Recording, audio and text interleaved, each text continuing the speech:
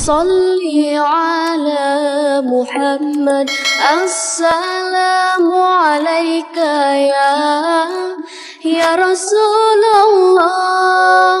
Assalamu alayka ya Habibi, ya Nabi Allah, ya Rasulullah.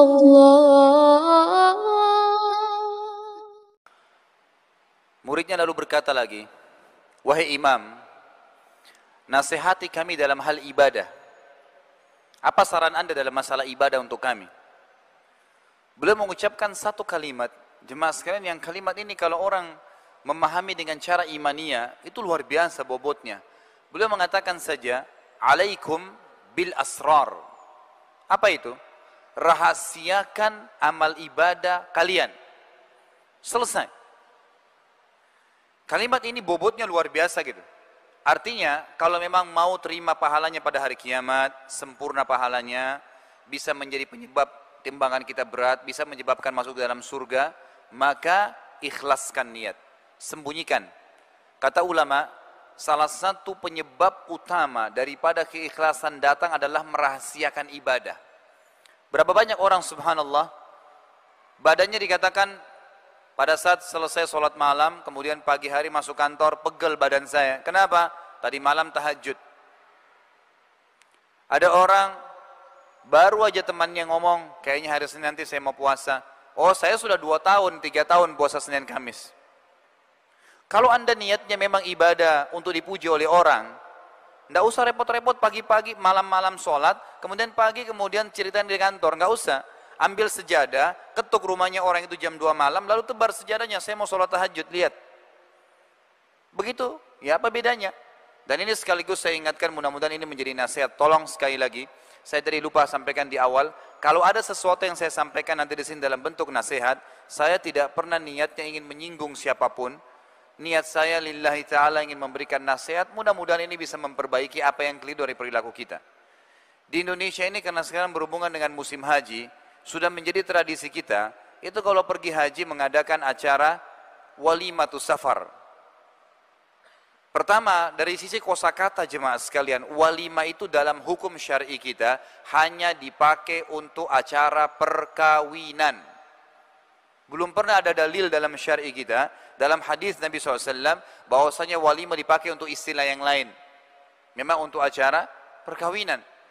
Tapi kita membuat acara, maka dibuatlah istilah walima. Penggunaan kosakata bahasa Arabnya sudah salah, tambah lagi safar supaya dikatakan benar.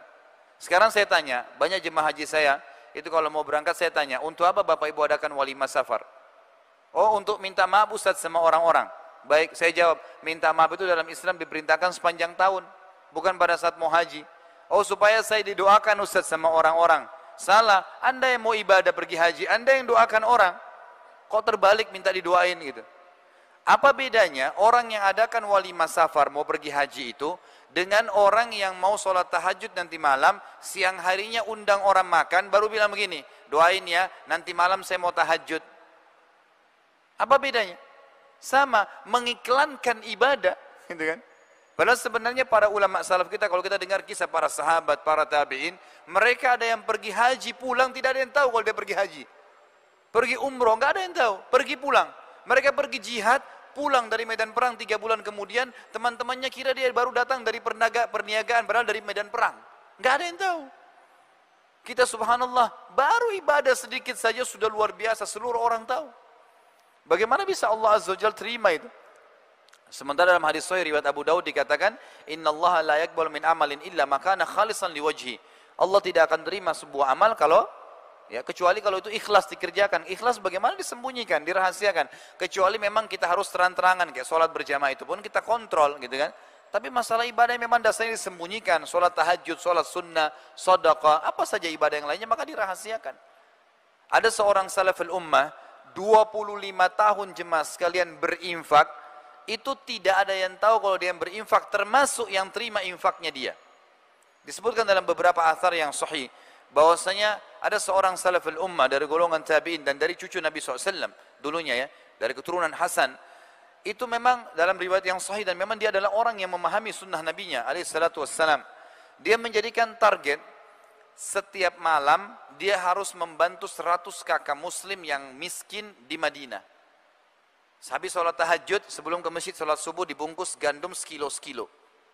Sampai 100 kilo, ditaruh di karung besar, lalu dipikul, naik kuda. Ditaruh di rumahnya orang-orang miskin yang jadi target. Taruh, tinggalkan. Tidak diketuk ya. Ini dari saya, enggak. Taruh, ditinggalin. 25 tahun. Orang yang terima infaknya itu tidak tahu kalau dia yang kasih gitu. Saking jaga keikhlasannya luar biasa. Kapan ketahuan? Pada saat dia mati. Waktu dia meninggal dunia, gitu kan?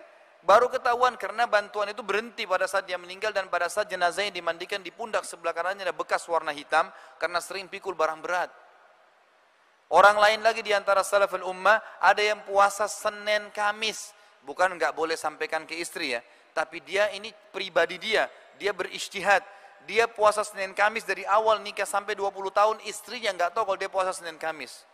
Bagaimana ceritanya? Dia punya toko di tengah pasar Baghdad, setiap pagi disiapin sarapan sama istrinya. Kalau tiba hari Senin Kamis, sudah disiapin, dia nggak bilang, maaf saya puasa, enggak. Bungkusin buat saya bawa ke toko.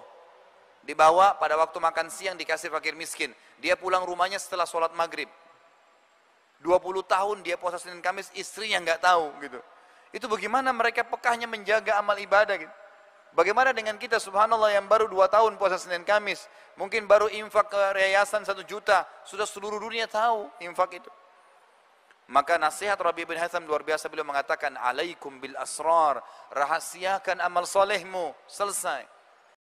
Salli ala Muhammad, assalamu alaika ya Rasulullah, assalamu alaika ya habibi ya Nabi Allah ya Rasulullah.